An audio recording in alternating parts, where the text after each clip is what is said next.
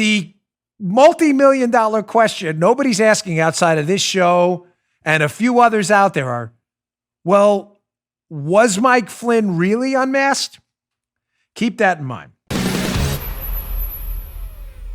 So the list came out yesterday, the list of hack Obama administration politicians, law enforcement people, and intelligence folks who demanded the unmasking of Mike Flynn. Now, what does that mean? Paula said to me this morning, can you just explain to people what unmasking is quickly before we get this whole thing started and why this matters?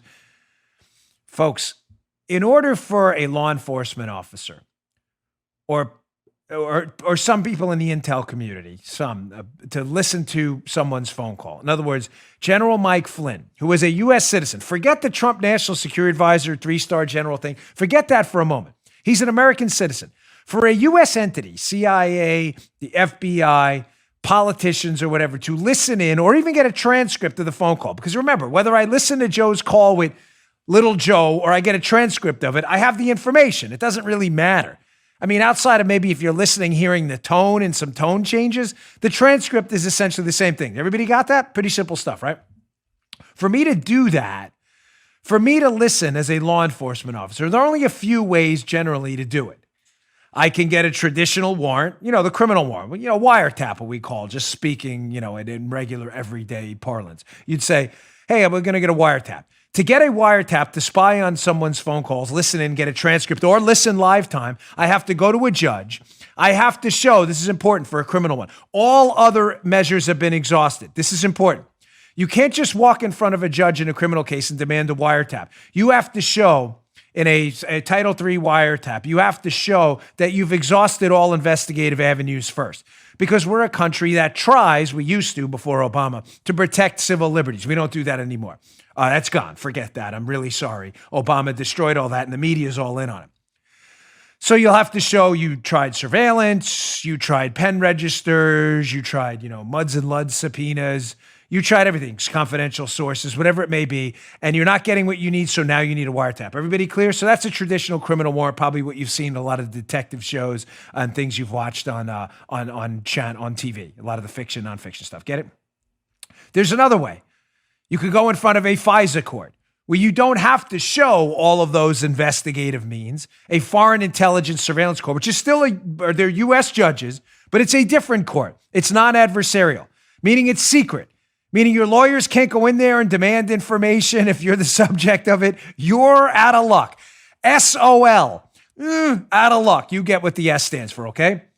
Now, to go to a FISA court, you have to show, outside of the criminal, forget the criminal, that's a different one. In the FISA court, you have to show that the person you're trying to spy on, the U.S. citizen, is an agent of a foreign power working on behalf of a foreign power, 1, and 2, in violation of U.S. law. It's not illegal to work on behalf of a foreign power. Lobbyists do it all the time. It is to do it in violation of U.S. law. Everybody get that?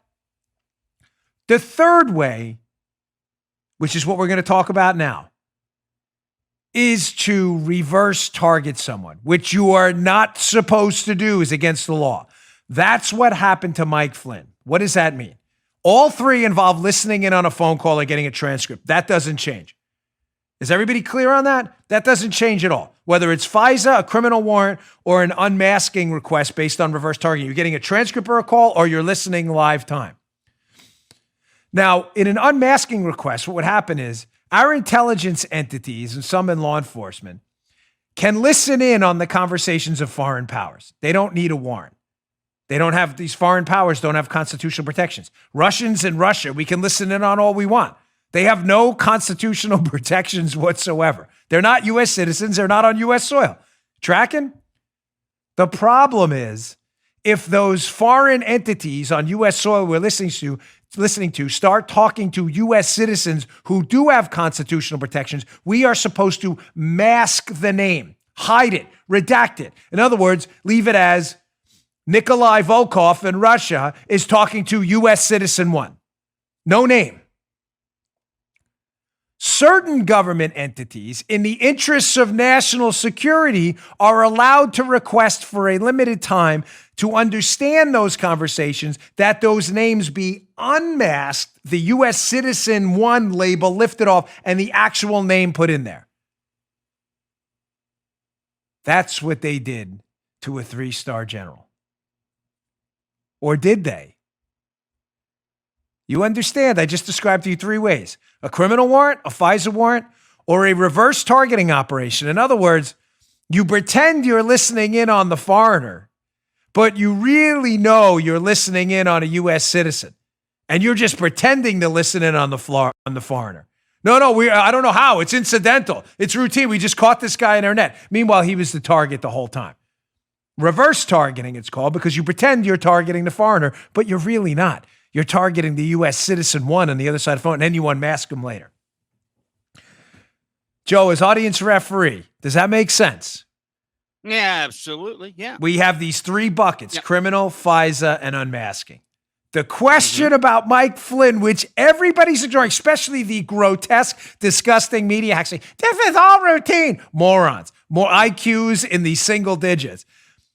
The multi-million-dollar question nobody's asking outside of this show and a few others out there are, well, was Mike Flynn really unmasked? Keep that in mind. You just heard the Dan Bongino Show. You can also get Dan's podcasts on iTunes or SoundCloud and follow Dan on Twitter 24/7 @DBongino.